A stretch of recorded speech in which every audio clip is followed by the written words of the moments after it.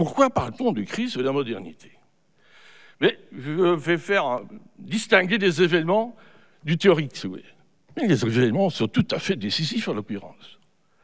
Les guerres mondiales. Commençons par 14-18. Des millions de morts. Pourquoi? Mais c'est la négation du projet moderne.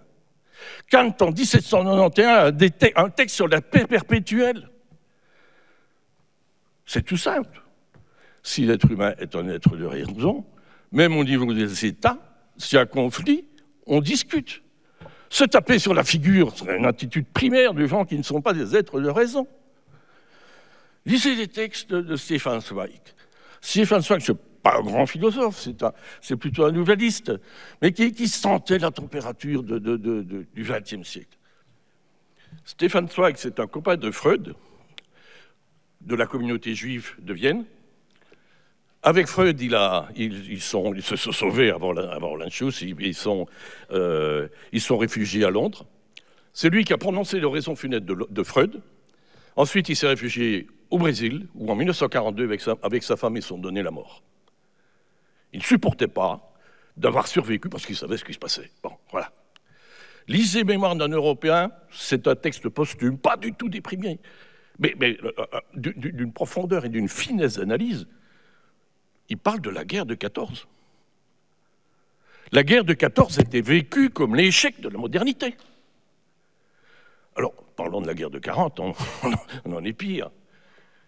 Que l'Allemagne, un des pays les plus modernes, que la France, un des pays les plus modernes, développe un antisémitisme primaire, met de la technologie au service de la Shoah, que le système médical allemand ne soit pas capable de résister à un discours de Hitler. Mais c'est effarant.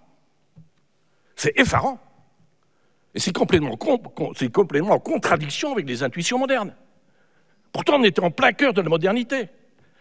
On parle d'une sensibilité esthétique. Les Allemands savent ce que c'est la sensibilité esthétique, quand même.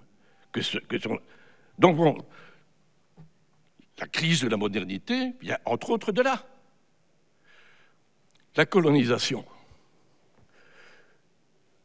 Au XVIIIe, au XIXe siècle, hein, je ne vois pas, parmi les grands philosophes que l'on cite, quelqu'un qui ait même une intuition du relativisme culturel.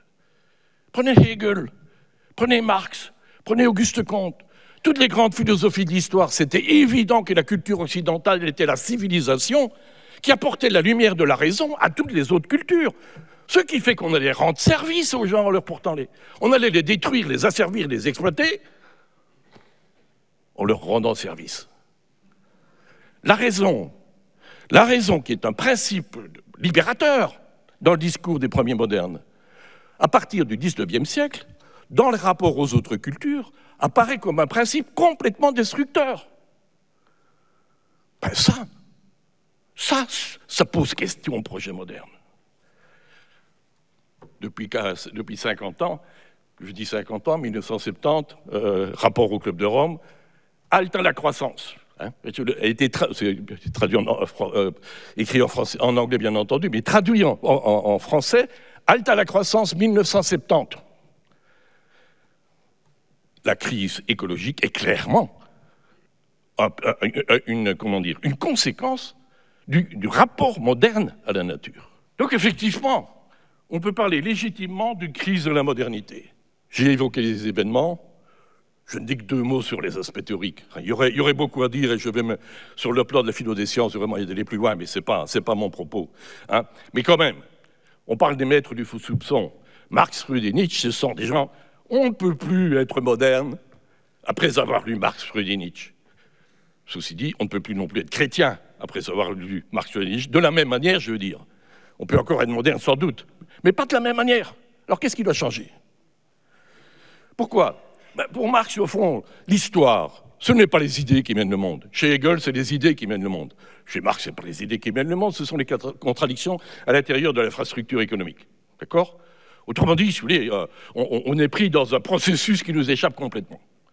Chez Freud, ce n'est pas les idées qui mènent les comportements individuels.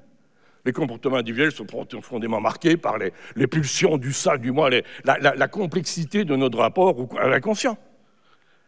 Chez Nietzsche est encore le plus radical, puisque c'est la rationalité humaine qui juge que c'est une sorte d'illusion que l'humain se donne pour défendre son importance. Le Rousseau pensant, ok, bon, si vous nous laissez prendre le Rousseau. Bon, donc, vous voulez, or, ce sont des critiques radicales et qui ont de la pertinence.